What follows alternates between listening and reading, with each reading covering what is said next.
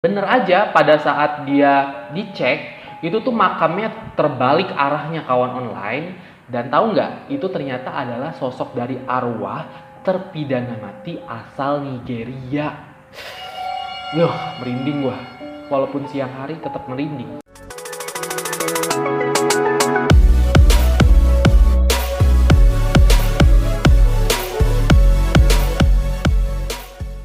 Aloha kawan online, balik lagi di channel YouTube gua Azam Gani. Hai kawan online, gimana kabarnya? Semoga kalian baik-baik aja dan tetap semangat menjalani aktivitas seperti biasanya ya. Oh iya, buat kawan online yang sudah mengklik video ini, gua ucapin terima kasih banyak buat supportnya. Dan buat kawan online yang baru bergabung di channel Azam Gani, gua ucapin selamat datang. Oh iya, ngomong-ngomong nih buat kawan online yang baru banget subscribe, gue makasih banget ya, karena hari ini tuh gue jujur seneng banget. Karena setiap melihat perkembangan subscriber di channel Azam Gani tuh walaupun sedikit demi sedikit, itu tuh ada kemajuan gitu. Jadi itu bertambah. Jadi buat kawan online yang baru bergabung, gue ucapin sekali lagi selamat datang. Kalian udah sah menjadi kawan online gue. Yeay. Nah, buat kawan online nih yang belum subscribe, jangan lupa ya di subscribe. Karena dengan subscribe, kalian mensupport channel Azam Gani menjadi lebih baik lagi ke depannya. Serta klik lonceng notifikasinya supaya kalau gue upload video baru, kalian gak ketinggalan. Caranya gampang banget tuh, di bawah situ kan ada tulisan subscribe ya, warna merah. Kalian klik, kalian padamin warna merahnya. Oke, sekarang gue hitung ya 1-3 seperti biasanya. 1, 2, 3. Subscribe. Udah belum?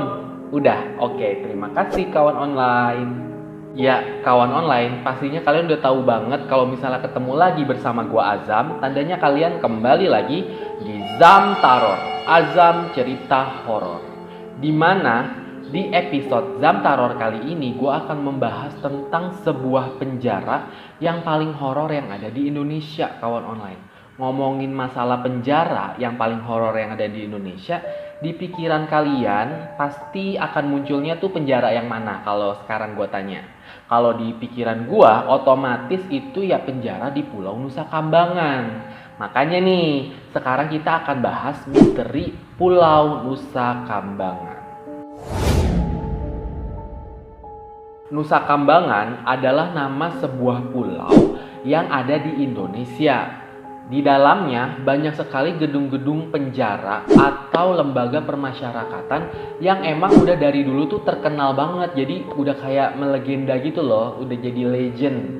Nah, kenapa sih di Pulau Nusa Kambangan ini tuh kayak memiliki aura atau cerita horor yang sangat kental? Karena memang yang pertama nih, dari segi historiknya, pulau ini sejak zaman Kerajaan Mataram sudah dijadikan tempat ritual kawan online. Bahkan seringnya terjadi kegiatan ritual yang ada di sana membuat pulau ini, Pulau Nusa Kambangan ini nih, hutannya menjadi sebuah julukan yaitu hutan ritual. Kebayang dong kalau misalnya sebuah tempat seringnya dijadikan sebuah tempat ritual, pastinya ya lelembut atau makhluk-makhluk tak kasat mata yang bersemayam ada di sana tuh pastinya udah nggak terkira dan banyak banget dong. Hal ini yang akhirnya tuh membuat Pulau Nusa Kambangan menjadi pulau yang mistis dan memiliki aura yang sangat angker bahkan horor kawan online. Selain itu, sejak zaman pemerintahan Belanda, pemerintah kolonial sengaja membangun sebuah penjara di dalam pulau tersebut, kawan online. Yang tujuannya adalah untuk menyiksa atau menawan para tahanan yang berada di sana. Jadi bukan cuma ditawan, tapi juga tahanannya tuh disiksa, kawan online. Hal ini yang membuat banyak cerita beredar bahwa di sekitaran lapas atau lembaga permasyarakatan yang berada di Pulau Nusa Kambangan ini tuh sering terdengar langkah kaki seperti tentara Belanda yang sedang berjalan. Jadi kayak ada suara langkah kaki tentara gitu loh kawan online. Dan juga katanya sering terdengar suara-suara teriakan atau jeritan dan juga terlihat sosok-sosok penampakan di dalam pulau tersebut. Selain daripada historiknya yang emang udah bikin bulu kita merinding nih, pulau ini juga tambah terkenal setelah pemerintah Indonesia mengalihfungsikannya sebagai penjara kelas kakap kawan online, alias penjara kelas berat gitu. Jadi hanya tahanan-tahanan yang mempunyai kasus berat lah yang ditahan di pulau ini. Jadi kayak misalnya tuh banyak banget terpidana mati atau terpidana seumur hidup yang dikurung di dalam penjara di sana. Nah, bahkan banyak juga nih para tahanan yang dieksekusi mati di pulau tersebut kawan online. Dan menurut ketentuan pemerintah, pulau ini kan memang terkenal sepi banget karena memang yang boleh tinggal di sana itu hanya tahanan, penjaga lapas, dan juga keluarga dari penjaga lapas itu sendiri. Jadi nggak sembarangan orang kawan online bisa memasuki Pulau Nusa Kambangan ini. Jadi hanya kapal feri milik Kementerian Hukum dan HAM aja yang boleh parkir dan memasuki wilayah Pulau Nusa Kambangan tersebut kawan online. Selain itu memang Pulau Nusa Kambangan ini tuh sulit dijangkau secara letak dari geografisnya. Walaupun sebenarnya tuh Pulau Nusa Kambangan ini masih dalam masuk wilayah secara administratifnya itu wilayah Kabupaten Cilacap. Tapi kalau misalnya kalian lihat di dalam peta, pulau ini tuh memang terpisah dari Pulau Jawa.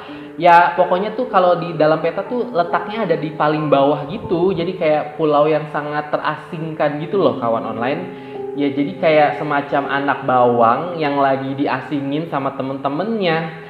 Dan di Pulau Nusa Kambangan ini dikelilingi oleh lautan yang di dalamnya itu banyak sekali hiu-hiu yang sangat buas. Jadi ya tambah males aja gitu kita kalau misalnya mikir buat pergi ke sana, mau ngapain juga. Bahkan untuk lebih mengisolasi keadaan dari pulau tersebut, pada tahun 2000 pemerintah sengaja membuang beberapa kontainer berisikan ular di sekitaran pulau ini kawan online.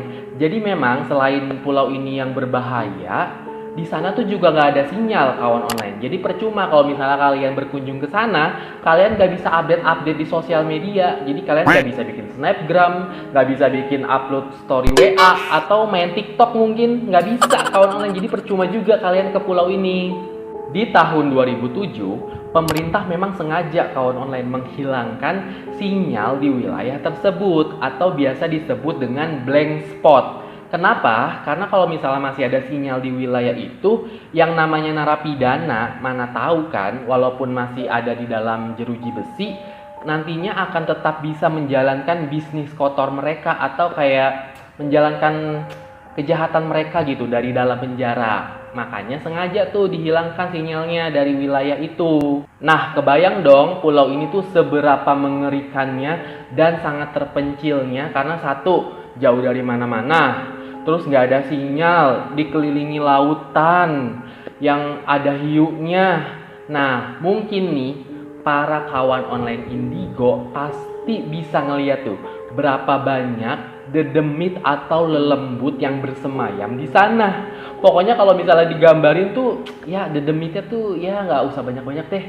Kayak orang bubaran pabrik gitu, banyak banget pastinya. Serem banget deh. Yang paling bikin herannya lagi nih, ternyata kalau misalnya biasanya penampakan roh halus atau dedemit gitu kan, biasanya menampakkan diri tuh pada malam hari dong. Nah, kalau di pulau ini kawan online, konon katanya nih menurut cerita dari penjaga-penjaga yang ada di sana, itu bukan cuma malam hari doang mereka eksis, tapi juga siang hari, tengah hari bolong tuh.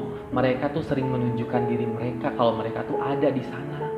Nah, sekarang kita akan membahas spot-spot mana aja yang paling terkenal angker dan horor yang memiliki penunggu-penunggu tak kasat mata di wilayah Pulau Nusa Kambangan ini, kawan online.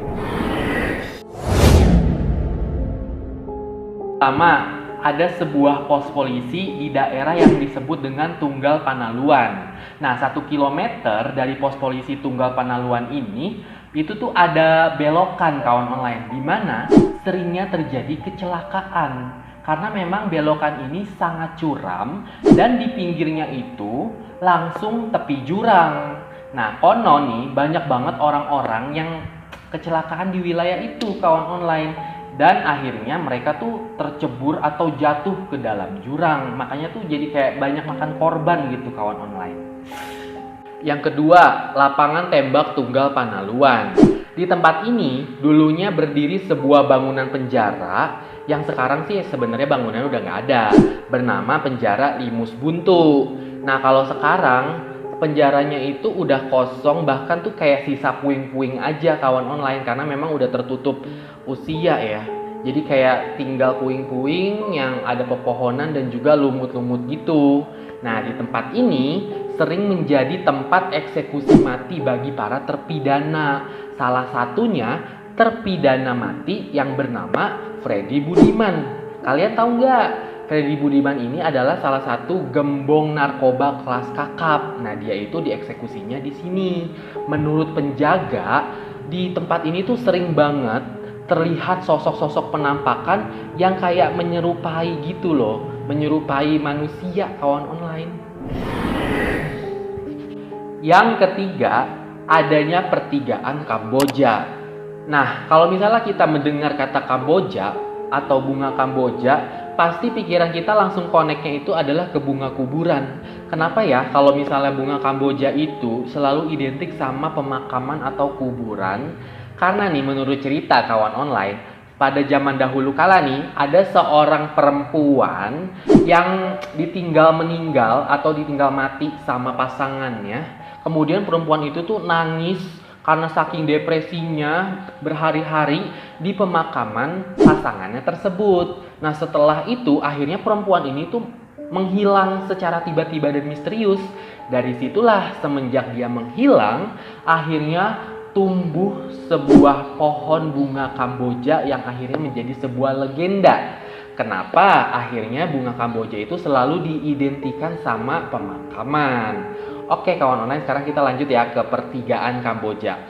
Nah, sebenarnya di pertigaan Kamboja ini adalah sebuah persimpangan jalan yang ada kayak buat lalu lalang orang jalan gitu kawan online. Tapi di tengah-tengahnya ada sebuah pohon bunga Kamboja yang berdirinya tuh kayak tumbuh aneh gitu. Kenapa aneh? Karena memang berdirinya di tengah jalan, terus pohonnya tinggi, terus cabangnya banyak tapi hampir tidak berdaun kawan online. Konon pohon Kamboja ini adalah tempat bersemayamnya atau tempat tinggalnya dari kuntilanak kawan online. Jadi tuh di situ ada sosok kuntilanaknya.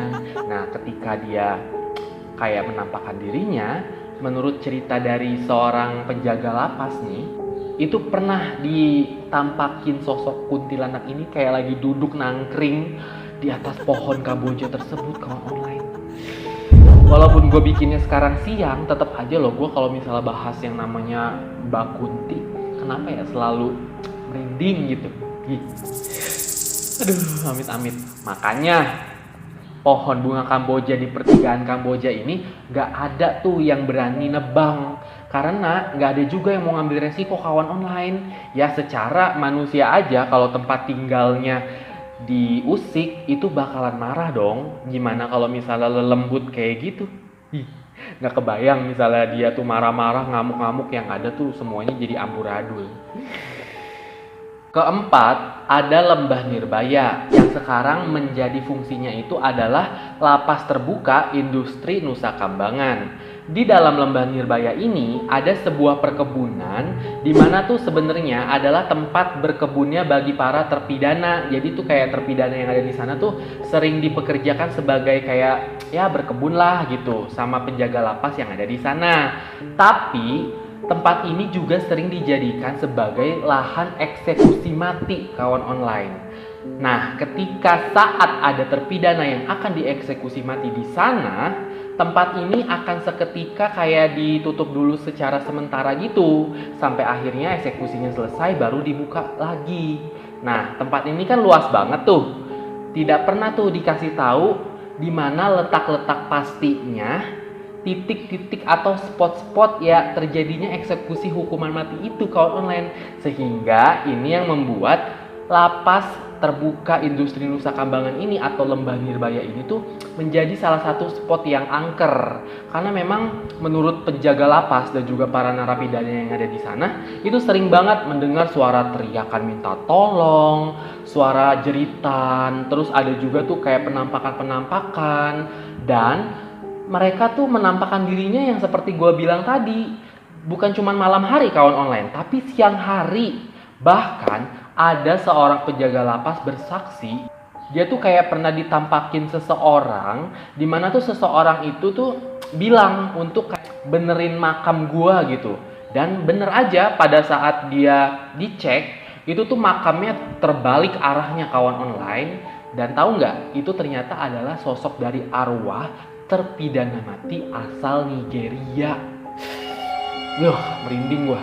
Walaupun siang hari tetap merinding. Dan sekarang yang terakhir kawan online, ini adalah merupakan sosok yang paling urban legend, yang paling terkenal yang berada di Pulau Nusa Kambangan ini, yaitu adanya sosok hantu bernama Mbah Sukur kawan online. Menurut ceritanya, sosok hantu Mbah Sukur ini adalah hantu pria yang bertubuh tinggi. Ya mungkin dulunya dia model kali ya kawan online. Nggak bercanda. Jadi sosok Mbah Sukur ini konon katanya adalah dulunya bekas tahanan sejak zaman Belanda. Nah, Mbah Sukur ini tewas atau matinya itu karena disiksa dengan cara ditembak, terus kepalanya dipenggal kawan online. Makanya sosok hantu Mbah Sukur ini tidak memiliki kepala. Nah, kalau bisa dibilang tuh persis kayak hantu jeruk purut ya. Ya seperti yang di video gua pernah bahas gitu kawan online. Dia nggak punya kepala. Dan sosok hantu Mbah Sukur ini sering menampakkan dirinya itu tuh di hadapan para narapidana dan juga penjaga lapas. Tapi ada hari-hari tertentu dan juga tanggal-tanggal tertentu si hantu Mbah Sukur ini menampakkan dirinya kawan online. Dimana biasanya nih pada saat dia menampakkan dirinya itu adalah hari dan tanggal kematiannya kawan online. Dan hantu Mbah Sukur ini adalah the godfather-nya dari hantu-hantu yang ada di sana, alias udah jadi sesepuh kawan online. Apakah kalian berniat untuk bertemu Mbah Sukur? Gak usah Mbah Sukur deh, kalian ke Jeruk Purut aja, sama kok ada hantu kepala buntung juga. Sebenarnya kawan online masih banyak cerita-cerita horor dan angker yang berada di Pulau Nusa Kambangan ini. Kayak seperti diantaranya nih, di pos jaga 1 itu adanya sosok kuntilanak. Di pos jaga 2 adanya sosok hantu tinggi besar seperti genderuwo. Dan juga tuh sering terdengar musik alunan gamelan, ya kayak musik gamelan Jawa gitu kawan online. Nah, di pos ketiga sering terjadi getaran tanah atau tanah yang berguncang seperti kayak lagi ada gempa bumi kawan online. Nah, di pos yang keempat adanya sosok hantu noni Belanda kawan online. Nah, sosok-sosok misterius ini atau makhluk tak kasat mata ini tuh konon sering menampakkan diri mereka pada saat penjaga lapas ini tuh kayak lagi lalai menjalankan tugasnya. Jadi tuh kayak misalnya lagi shift malam, mereka ketiduran, akhirnya tuh kayak dibangunin sama sosok-sosok ini. Jadi kayak ikut diingetin gitu kawan online. Jadi hantu-hantunya kalau bisa dibilang tuh kayak care gitu ya kawan online. Kayak ikut peduli, ikut menjaga narapidana di sana supaya nggak pada kabur. Tapi tetap aja serem ya kan kawan online. Nah, sekarang gue mau tanya nih sama kalian kawan online. Dari cerita-cerita horor seputar dari Pulau Nusa Kambangan yang tadi kita udah bahas, mana yang menurut kalian paling seram ceritanya? Kalian boleh banget tulis di kolom komentar. Atau mungkin ada cerita yang gue lewatin yang belum gue bahas di video kali ini tentang Pulau Nusa Kambangan. Boleh banget kalian tambahin dan tulis di kolom komentar di bawah ya. Oke deh kawan online, cukup sekian episode Zamtaro kali ini. Gua minta maaf kalau misalnya ada kesalahan kata, kekurangan informasi dalam video ini. Dan jika kalian suka sama videonya, jangan lupa di like, subscribe, komen, dan share. Karena dengan begitu kalian mensupport channel Azam Gani menjadi lebih baik lagi ke depannya. Dan jangan lupa ya, support Instagram gua dengan cara di follow di @azamgani. Sampai jumpa di video Zamtaro berikutnya. Dadah!